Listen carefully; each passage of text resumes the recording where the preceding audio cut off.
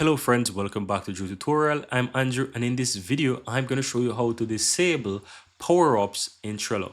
Now here you can see in the upper right hand side of my Trello board I have power-ups. If I click at that, it shows that I have two power-ups, right? And here you can easily go ahead and let's say go to the settings and remove a power-up. So you can easily access your power-ups from here, or you can easily go ahead and click three dots on the upper right hand side and you can find power-ups and it will take you right here.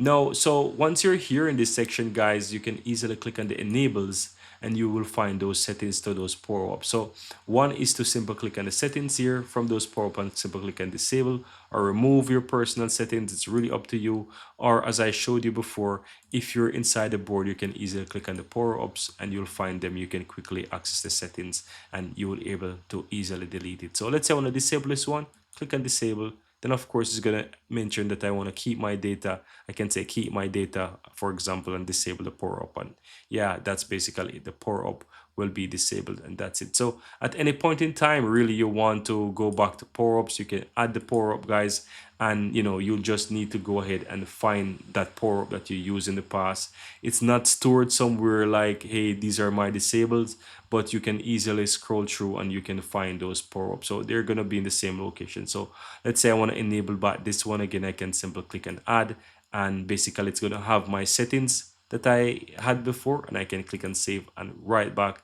to square one I have that power up and I can have both of them enabled again.